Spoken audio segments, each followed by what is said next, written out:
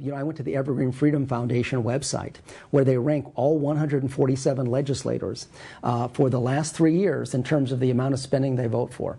I am in the bottom third of the legislature. In fact, I'm far below Senator Mark Schessler and Senator Mike Hewitt, both Republican leaders out there. I just want to delineate 3 key differences between myself and Chris Marr.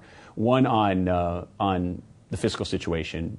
He very much has been responsible for the budget situation that we're in, approving that spending. So the reckless spending that got the state out of whack, in the red, and has caused these tax increases. I'm also being cast as someone who somehow votes for tax increases. I voted for one tax increase, and that was a tobacco tax, and that's because my mother was unfortunately had lung cancer. She's it's since in remission, but was very moved by the fact that 11,000 kids in the state will not start smoking as a result of that. But if by implication that hit piece was trying to imply that I supported candy taxes, beer taxes, soda pop taxes, Beano taxes, we know that's not the case. You know, we're going from budget crisis to budget crisis, where they have us in a situation where either going to cut in essential services or we're going to increase taxes.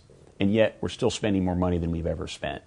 So it just can't continue. We need to have a new approach. So really, and that's something that the spokesman itself has talked about from the editorial board, we need to go look at some structural reforms on how this state spends its money and what lines of business the state is in, and how we deal with our public sector unions. And I think that's really where the focus of the discussion needs to be. Well, for the last 25 years, I've been part of every significant initiative in this community as a business and civic leader.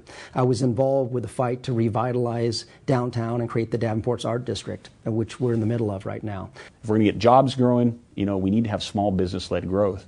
Chris Marr has certainly not been a champion of business or small business. We know that from his business rankings.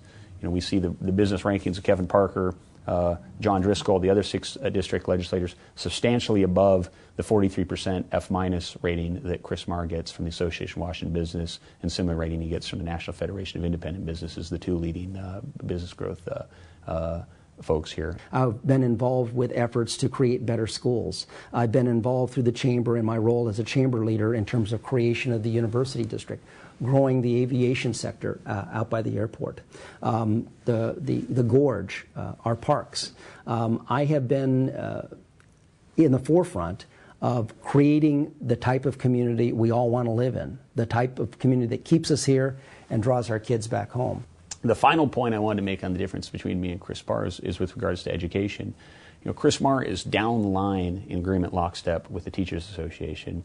You know, I would be down the line in lockstep with putting what's best for the students in the classroom.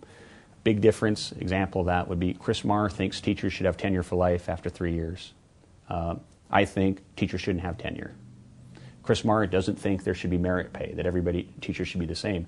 I think if a school district or a school that's struggling can't get a good science or a math teacher in that classroom, that the principal should have the discretion to pay that teacher more. I think if you look at that contrast compared to my opponent who moved here in January, there's no secret about that. He registered to vote in late January. There was a poll out in December, and then he came here and began campaigning in January.